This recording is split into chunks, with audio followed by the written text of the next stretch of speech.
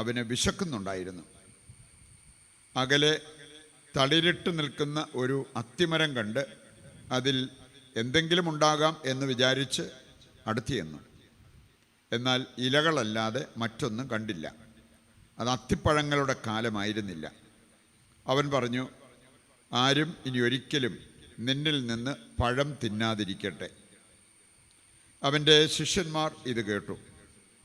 അവർ ജെറൂസലേമിലെത്തി. അവൻ ദേവാലയത്തിൽ പ്രവേശിച്ച് അവിടെ ക്രയവിക്രയം ചെയ്തുകൊണ്ടിരുന്നവരെ പുറത്താക്കാൻ തുടങ്ങി. നാണയമാറ്റക്കാരുടെ മേശകളും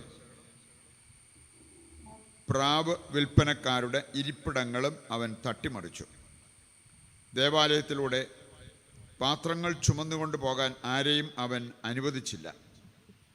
അവൻ അവരെ പഠിപ്പിച്ചു. എൻ്റെ ഭവനം എല്ലാ ജനതകൾക്കുമുള്ള പ്രാർത്ഥനാലയം എന്ന് വിളിക്കപ്പെടും എന്ന് എഴുതപ്പെട്ടിട്ടില്ലേ? നിങ്ങളതിനെ കച്ചവടക്കാരുടെ ഗുഹയാക്കി തീർത്തിരിക്കുന്നു.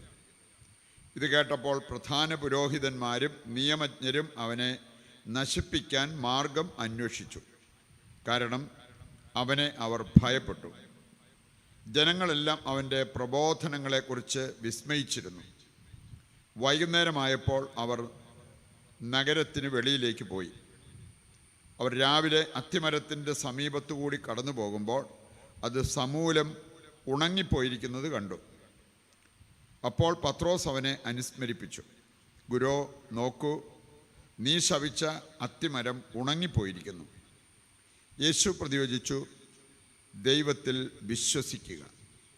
സത്യമായി ഞാൻ നിങ്ങളോട് പറയുന്നു, ആരെങ്കിലും ഈ മലയോട് ഇവിടെ നിന്ന് മാറി കടലിൽ ചെന്ന് വീഴുക എന്ന് പറയുകയും ഹൃദയത്തിൽ ശങ്കിക്കാതെ താൻ പറയുന്നത് സംഭവിക്കുമെന്ന് വിശ്വസിക്കുകയും ചെയ്താൽ അവന് അത് സാധിച്ചു കിട്ടും. അതിനാൽ ഞാൻ നിങ്ങളോട് പറയുന്നു, പ്രാർത്ഥിക്കുകയും യാചിക്കുകയും ചെയ്യുന്ന എന്തും ലഭിക്കുമെന്ന് വിശ്വസിക്കുവിൻ, നിങ്ങൾക്ക് ലഭിക്കുക തന്നെ ചെയ്യും. നിങ്ങൾ പ്രാർത്ഥിക്കുമ്പോൾ നിങ്ങൾക്ക് ആരോടെങ്കിലും എന്തെങ്കിലും വിരോധമുണ്ടെങ്കിൽ അത് ക്ഷമിക്കുവിൻ. അപ്പോൾ സ്വർഗത്തിലുള്ള നിങ്ങളുടെ പിതാവ് നിങ്ങളുടെ തെറ്റുകൾ ക്ഷമിക്കും. കർത്താവിൻ്റെ സുവിശേഷം. ക്രിസ്തുവേ, അങ്ങേക്ക് സ്തുതി.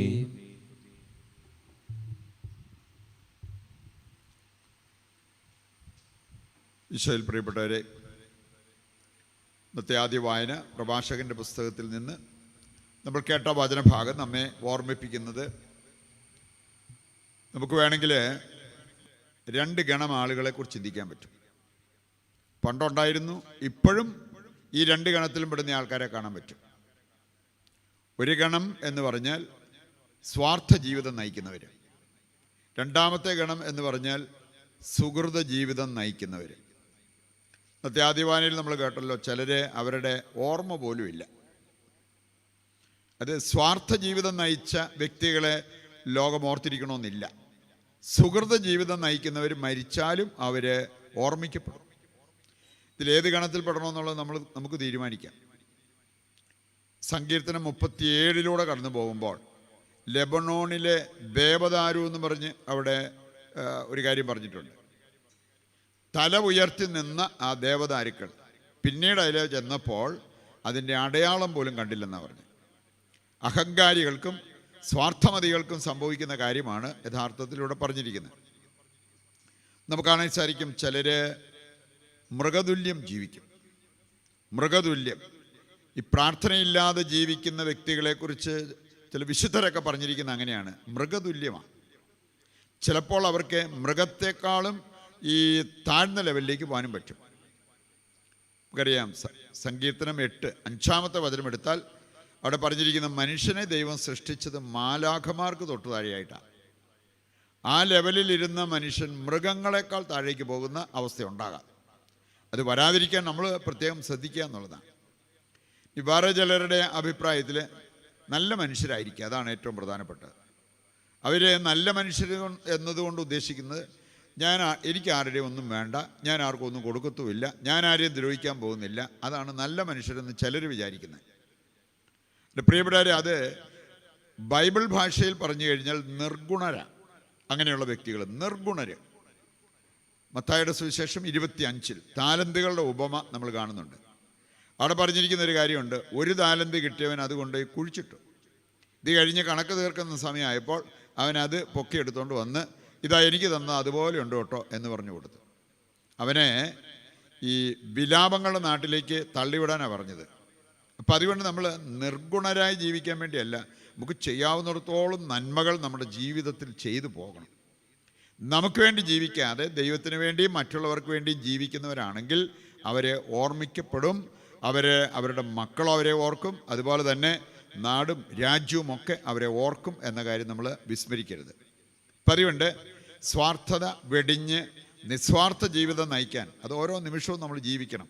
നമ്മൾ ഈ ഒരു കാര്യത്തിൽ പ്രത്യേകം ശ്രദ്ധിക്കുന്നില്ലെങ്കിൽ, ഞാൻ കണ്ടിട്ടുണ്ട് ഈ സ്ഥിരമായിട്ട് കുർബാനയിൽ സംബന്ധിക്കുന്നവർ അവർ പ്രത്യേകം ശ്രദ്ധിക്കുന്നില്ലെങ്കിൽ കുറച്ച് കഴിയുമ്പോൾ അവരുടെ ബലിയർപ്പണങ്ങളെല്ലാം ഓട്ടോമാറ്റിക്കാണ്.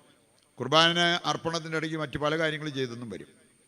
എന്നാൽ ശരിക്കും നമ്മൾ നമ്മുടെ വിശ്വാസം ജീവിക്കാൻ താല്പര്യപ്പെടുന്നവരാണെങ്കിൽ ഓരോ നിമിഷവും ബലിയർപ്പണത്തിൻ്റെ സമയം, പ്രാർത്ഥനയുടെ സമയം, വചനം വായിക്കുന്ന സമയം, ശുശ്രൂഷ ചെയ്യുന്ന സമയം, അത് അങ്ങേയറ്റം ശ്രദ്ധാപൂർവം നമ്മൾ ചെയ്യാനായിട്ട് നമ്മൾ പരിശ്രമിക്കും. അതാണ് നമുക്ക് വേണ്ടത്.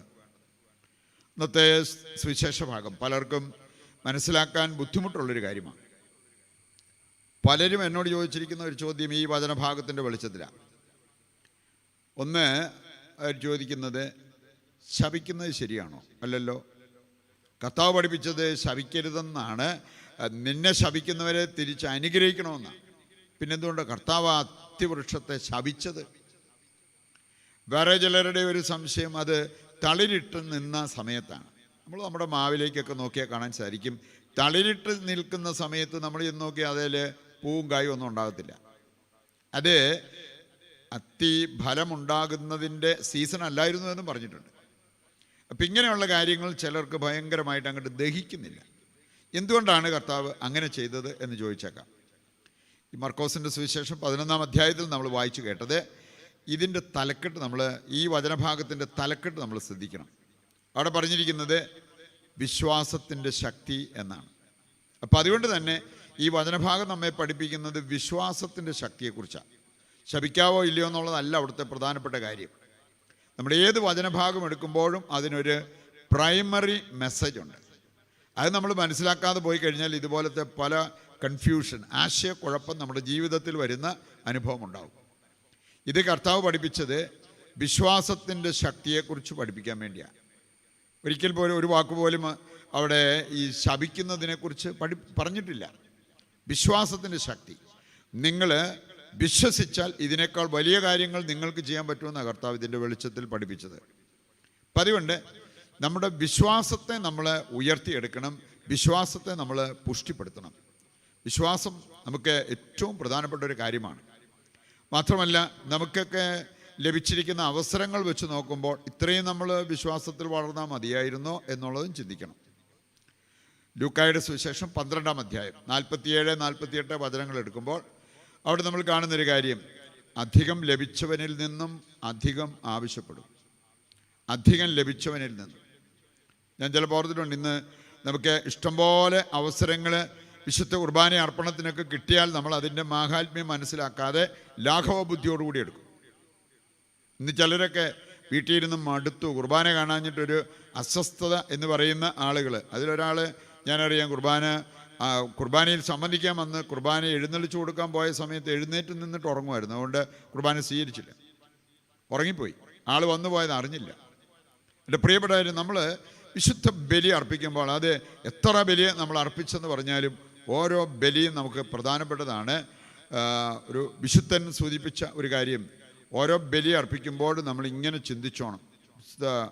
ഫിലിപ്പ് നേരിയുടെ വാക്കുകൾ, അതുപോലെ വിശുദ്ധ തോമസ് അക്വിനാസിൻ്റെ വാക്കുകളെല്ലാം ഇതുമായിട്ട് ചേർന്ന് പോകുന്നതാണ്. ഓരോ ബലി അർപ്പിക്കുമ്പോഴും അത് നമ്മുടെ അവസാനത്തെ ബലിയാണെന്ന് ഓർത്ത് അർപ്പിച്ചോണം എന്നാണ് പറഞ്ഞിരിക്കുന്നത്. ഈ ഒരു മനോഭാവത്തിലേക്ക് നമ്മൾ ഉയർത്തപ്പെട്ടാൽ ഓരോ ബലിയർപ്പണവും മനോഹരമാകും, നമുക്ക് അതിനകത്തുനിന്ന് ഫലമെടുക്കുവാനായിട്ട് സാധിക്കുകയും ചെയ്യും. കർത്താവ് ഇന്ന് നമ്മളെ പഠിപ്പിച്ച വളരെ പ്രധാനപ്പെട്ട ഒരു കാര്യമാണ്. നമ്മൾ പ്രാർത്ഥിച്ചാൽ പോരാ, പ്രാർത്ഥിക്കുമ്പോൾ വിശ്വാസത്തോടെ പ്രാർത്ഥിക്കണം. പ്രാർത്ഥിച്ചത് ലഭിച്ചു എന്ന ആ ഒരു ബോധ്യത്തോടു കൂടി നമ്മൾ ദൈവത്തിന് നന്ദി പറഞ്ഞ് പ്രാർത്ഥിക്കണം. നമ്മളൊക്കെ ആണെങ്കിൽ അടയാളം കിട്ടാൻ വേണ്ടി കാത്തിരിക്കും പ്രാർത്ഥന കഴിഞ്ഞാലും.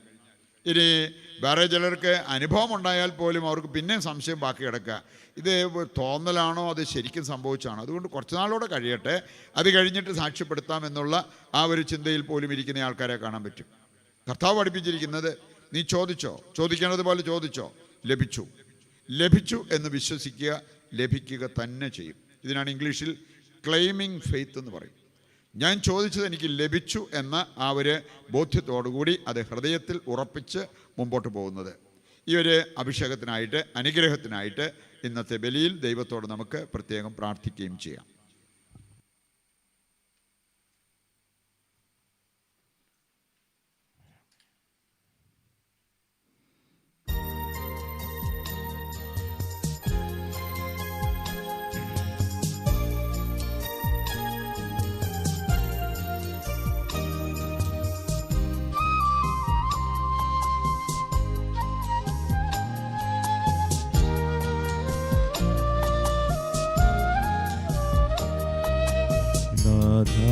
സമർപ്പിക്കുന്നു,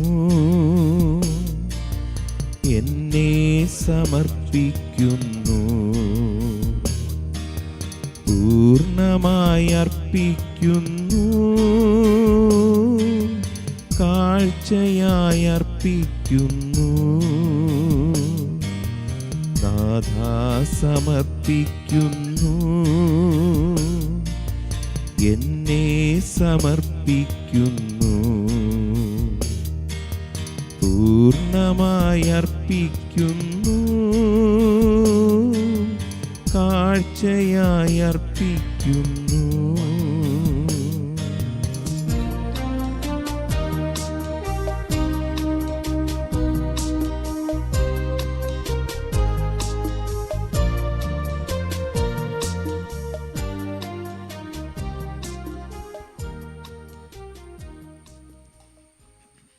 സഹോദരരെ, എൻ്റെയും നിങ്ങളുടെയും ബലി സർവശക്തനും പിതാവുമായ ദൈവത്തിന് സ്വീകാര്യമാകുവാൻ വേണ്ടി പ്രാർത്ഥിക്കുവിൻ.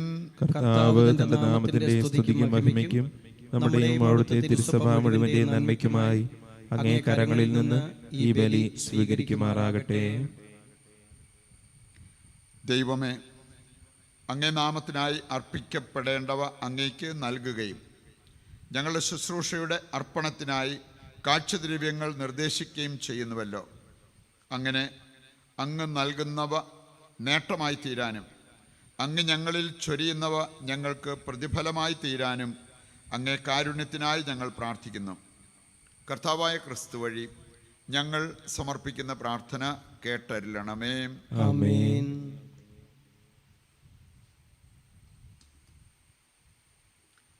കർത്താവ് നിങ്ങളോടുകൂടെ, അങ്ങേ ആത്മാവോടും കൂടെ. ഹൃദയങ്ങൾ ഉയർത്തുവിൻ. കർത്താവിലേക്ക് ഞങ്ങൾ ഉയർത്തിയിരിക്കുന്നു. നമ്മുടെ കർത്താവായ ദൈവത്തിന് നന്ദി പ്രകാശിപ്പിക്കാം. അത് ഉചിതവും ന്യായവുമത്രേ. കർത്താവേ, പരിശുദ്ധനായ പിതാവേ, സർവശക്തനും നിത്യനുമായ ദൈവമേ, ഞങ്ങളുടെ കർത്താവായ ക്രിസ്തു വഴി എങ്ങും എപ്പോഴും അങ്ങേക്ക് ഞങ്ങൾ കൃതജ്ഞത അർപ്പിക്കുന്നത് യഥാർത്ഥത്തിൽ ഉചിതവും ന്യായവും യോഗ്യവും രക്ഷാകരവുമാണല്ലോ. എന്തെന്നാൽ അവിടുന്ന് തൻ്റെ ജനനത്താൽ പഴയ മനുഷ്യനെ നവീകരിച്ചു, സഹനത്താൽ ഞങ്ങളുടെ പാപങ്ങൾ ഉന്മൂലനം ചെയ്തു, മരണത്തിൽ നിന്നുള്ള ഉയർപ്പിനാൽ നിത്യജീവനിലേക്ക് പ്രവേശനം നൽകി, പിതാവായ അങ്ങേ പക്കലേക്ക് ആരോഹണം ചെയ്തുകൊണ്ട് സ്വർഗ കവാടങ്ങൾ തുറന്നു തന്നു. ആകയാൽ മാലാഖമാരുടെയും വിശുദ്ധരുടെയും ഗണത്തോടുകൂടെ അങ്ങേക്ക് സ്തുതിഗീതം ആലപിച്ച് ഞങ്ങൾ അവിരാമം പ്രകീർത്തിക്കുന്നു.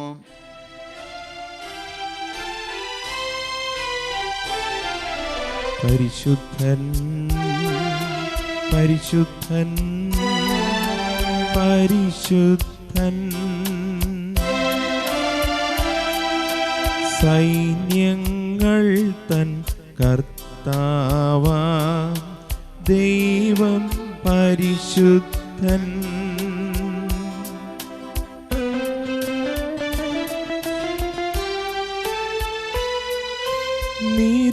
നിരുപമങ്ങേ മഹിമകളാ നിറഞ്ഞു മഹിയും വിണ്ടലവും.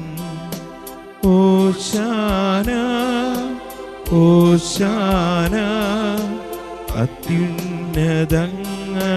ഹോശാന.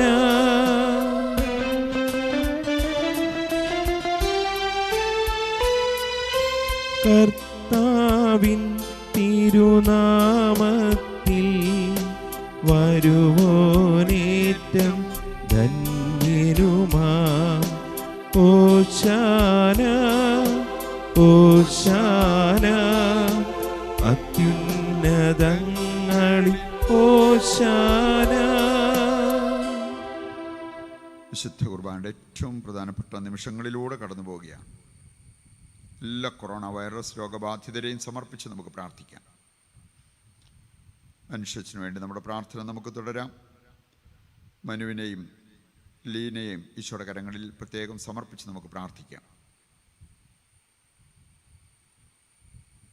നമ്മുടെ പ്രാർത്ഥനകൾ ചോദിച്ചിട്ടുള്ള എല്ലാവരെയും ഈ അൾത്താരയിൽ സമർപ്പിച്ച് നമുക്ക് പ്രാർത്ഥിച്ചുകൊണ്ടിരിക്കാം. കർത്താവേ, സർവ്വവിശുദ്ധിയുടെയും ഉറവിടമായ അങ്ങ് സത്യമായും പരിശുദ്ധനാകുന്നു. ആകയാൽ അങ്ങേ ആത്മാവാൽ മഞ്ഞുകണം പോലെ ഈ കാണിക്കകൾ പവിത്രമാക്കണമേ. അങ്ങനെ ഞങ്ങൾക്കായവ ഞങ്ങളുടെ കർത്താവായ യേശു ക്രിസ്തുവിൻ്റെ ശരീരവും രക്തവുമായി തീരുമാറാകട്ടെ. അവിടുന്ന് ഒറ്റിക്കൊടുക്കപ്പെട്ട് സ്വമനസാലെ പീഡകൾ സഹിച്ചപ്പോൾ അപ്പമെടുത്ത് കൃതജ്ഞത പ്രകാശിപ്പിച്ച് മുറിച്ച് തൻ്റെ ശിഷ്യന്മാർക്ക് കൊടുത്തുകൊണ്ട് അരുൾ ചെയ്തു, എല്ലാവരും ഇതിൽ നിന്ന് വാങ്ങി ഭക്ഷിക്കുവിൻ. എന്തെന്നാൽ ഇത് നിങ്ങൾക്ക് വേണ്ടി അർപ്പിക്കുവാനിരിക്കുന്ന എൻ്റെ ശരീരമാകുന്നു.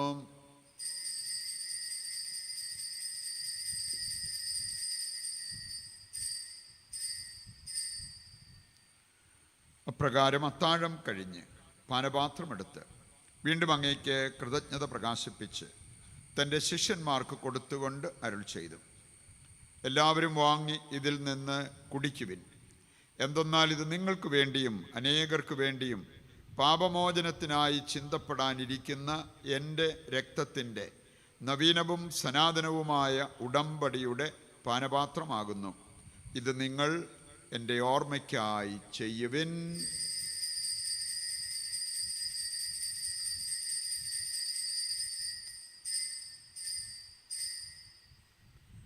വിശ്വാസത്തിൻ്റെ രഹസ്യം.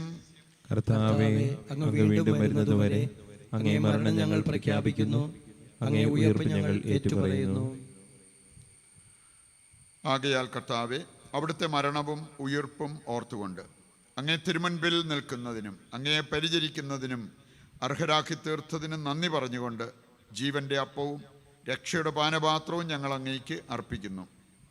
ക്രിസ്തുവിൻ്റെ ശരീരത്തിലും രക്തത്തിലും പങ്കുചേരുന്ന ഞങ്ങളെ പരിശുദ്ധാത്മാവിൽ ഒന്നായി ചേർക്കണമെന്ന് താഴ്മയോടെ ഞങ്ങൾ അപേക്ഷിക്കുന്നു. കർത്താവേ, ലോകമെങ്ങും വ്യാപിച്ചു കിടക്കുന്ന അങ്ങേ സഭയെ ഓർക്കണമേ. ഞങ്ങളുടെ പരിശുദ്ധ പിതാവ് ഫ്രാൻസിസ് മാർപ്പാപ്പയോടും ഞങ്ങളുടെ രൂപതാധ്യക്ഷനായ സെബാസ്റ്റ്യൻ മെത്രാനോടും വൈദിക ഗണത്തോടുമൊത്ത് സഭയെ അങ്ങ് സ്നേഹത്തിൻ്റെ പൂർണ്ണതയിൽ എത്തിക്കണമേ. ഈ ലോകത്തു നിന്ന് അങ്ങേ പക്കലേക്ക് വിളിച്ച അങ്ങേ ദാസരെ ഓർക്കണമേ. അങ്ങേ പുത്രൻ്റെ മരണത്തിന് സദൃശ്യമായി അവിടുത്തോട് ഒന്നായിത്തീർന്ന ഇവരെ അവിടുത്തെ ഉത്ഥാനത്തിലും ഒന്നാക്കണമേ.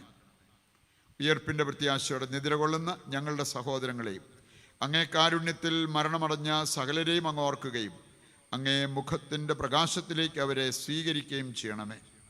ഞങ്ങളെല്ലാവരിലും കനിയണമെന്ന് ഞങ്ങൾ പ്രാർത്ഥിക്കുന്നു. അങ്ങനെ ദൈവമാതാവായ പരിശുദ്ധ കന്യകാമറിയത്തോടും ആ കന്യകയുടെ ഭർത്താവായ ഭാഗ്യപ്പെട്ട യൗസേപ്പിനോടും അനുഗ്രഹീതരായ അപ്പസ്തോലന്മാരോടും കാലാകാലങ്ങളിൽ അങ്ങയെ പ്രസാദിപ്പിച്ച സകല വിശുദ്ധരോടുമൊത്ത് നിത്യജീവനിൽ പങ്കുചേരുവാൻ ഞങ്ങളെ അർഹരാക്കുകയും അങ്ങേ പുത്രനായ യേശു ക്രിസ്തു വഴി ഞങ്ങൾ അങ്ങയെ സ്തുതിക്കുകയും മഹത്വപ്പെടുത്തുകയും ചെയ്യുമാറാകട്ടെ.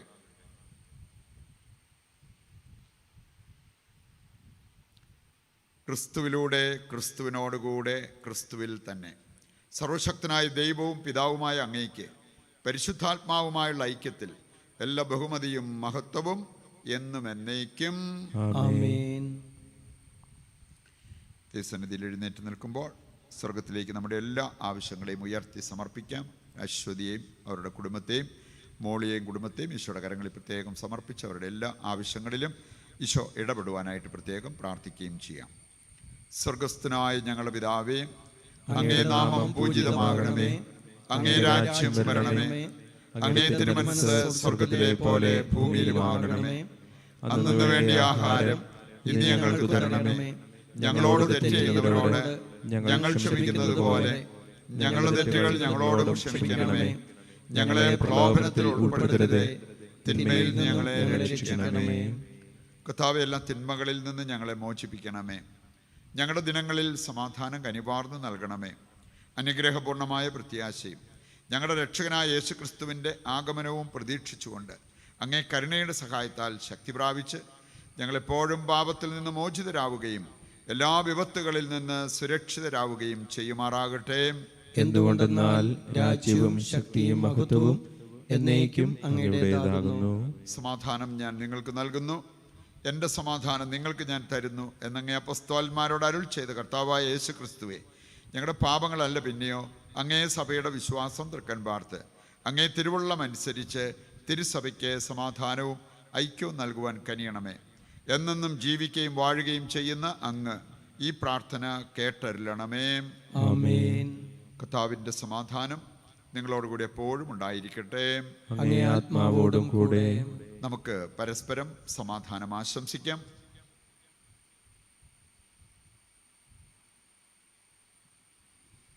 ലോകത്തിന്റെ പാപങ്ങൾ നീക്കുന്ന ദൈവകുഞ്ഞാടെ ഞങ്ങളിൽ കനിയണമേ.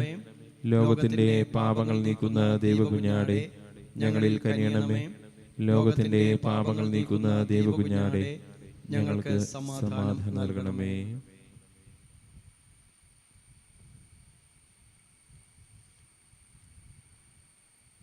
ഇതാ ദൈവത്തിൻ്റെ കുഞ്ഞാട്, ലോകത്തിൻ്റെ പാപങ്ങൾ നീക്കുന്നവൻ. കുഞ്ഞാടിൻ്റെ വിരുന്നിലേക്ക് ക്ഷണിക്കപ്പെട്ടവർ അനുഗ്രഹീതർ. കർത്താവേ, അങ്ങന്റെ ഭവനത്തിൽ പ്രവേശിക്കുവാൻ ഞാൻ യോഗ്യനല്ല. അങ്ങൊരു വാക്കുച്ചരിച്ചാൽ മാത്രം മതി, എന്റെ ആത്മാവ് സുഖം പ്രാപിക്കും.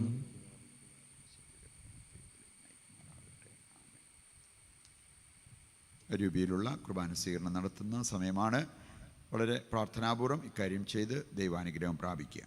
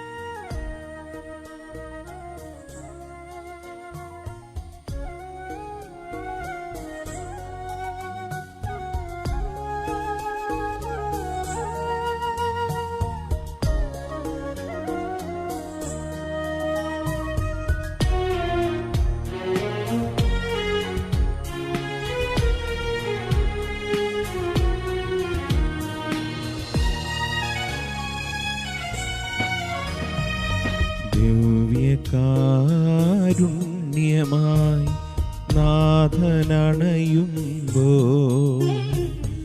എന്തോരാനന്ദം. ഉള്ളിൽ വാഴുമാനവൻ നാവിലലിയുമ്പോൾ എന്തോരാമോദം. കാഴ്ചയായി ഹൃദയ നോവുകൾ കേകിടുന്നിതാ. അപ്പമായി മുറിയുന്ന സ്നേഹമേ യേശുവേ, ദിവ്യകാരുണ്യമായി നാഥനണയുമ്പോൾ എന്തോരാനന്ദം.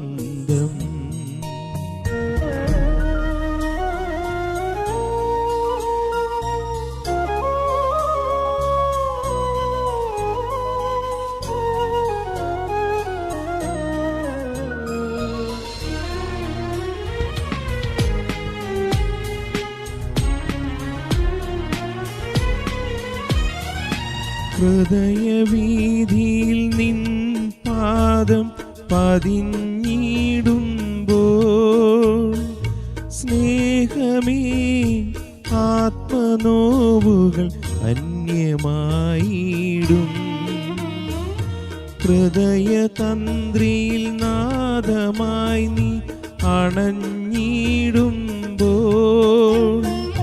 ജീവനിൽ നിന്റെ നാമം മാത്രമായിടും. നീ വരുമ്പോൾ എൻ്റെ ഉള്ളം സ്നേഹമായി മാറും. ദിവ്യകാരുണ്യമായി നാഥനണയുമ്പോൾ എന്തോരാനന്ദം.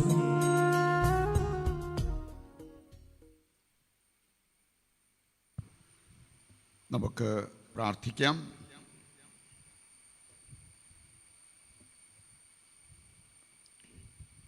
കർത്താവേ, രക്ഷാകരമായ ദാനത്താൽ പരിപോഷിതരായി അങ്ങേ കാരുണ്യം ഞങ്ങൾ കേണപേക്ഷിക്കുന്നു.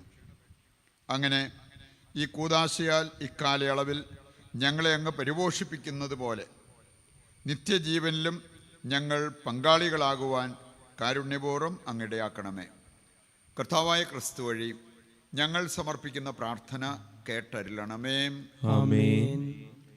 കർത്താവ് നിങ്ങളോടുകൂടെ, അങ്ങേ ആത്മാവോടും കൂടെ. സർവശക്തനായ ദൈവം പിതാവും പുത്രനും പരിശുദ്ധാത്മാവും നിങ്ങളെ അനുഗ്രഹിക്കട്ടെ. ആമേൻ. ദിവ്യപൂജ സമാപിച്ചു. ദൈവത്തിന് നന്ദി. നന്മ നിറഞ്ഞ മറിയമേ സ്വസ്തി, കർത്താവ് അങ്ങയുടെ കൂടെ. സ്ത്രീകൾ അങ്ങ് അനുഗ്രഹിക്കപ്പെട്ടവളാകുന്നു. അങ്ങയുടെ ഉദരത്തിൽ ഫലമായി ഈശോ അനുഗ്രഹിക്കപ്പെട്ടവനാകുന്നു. പരിശുദ്ധ മറിയമേ തമ്പുരാന്റെ അമ്മേ, പാപികളായ ഞങ്ങൾക്ക് വേണ്ടി ഇപ്പോഴും ഞങ്ങളുടെ മരണസമയത്തും തമ്പുരാനോട് അപേക്ഷിക്കണമേ. ആമേൻ. ഞങ്ങളുടെ സഹായമായ പരിശുദ്ധ മറിയമേ, ഞങ്ങൾക്ക് വേണ്ടി അപേക്ഷിക്കണമേ. വിശുദ്ധ യൗസേ പിതാവേ, ഞങ്ങൾക്ക് വേണ്ടി അപേക്ഷിക്കണമേ. വിശുദ്ധ ഫ്രാൻസിസ് സാലസേ, ഞങ്ങൾക്ക് വേണ്ടി അപേക്ഷിക്കണമേ. വിശുദ്ധ അൽഫോൻസാമേ, ഞങ്ങൾക്ക് വേണ്ടി അപേക്ഷിക്കണമേ. ഈശോ മിശിഹായ്ക്ക് സ്തുതിയായിരിക്കട്ടെ.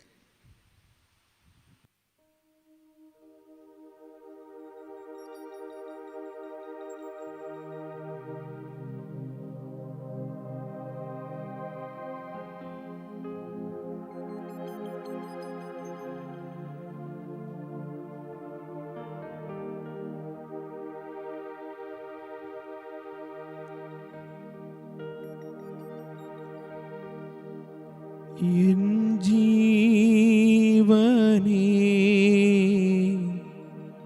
കാളും നീ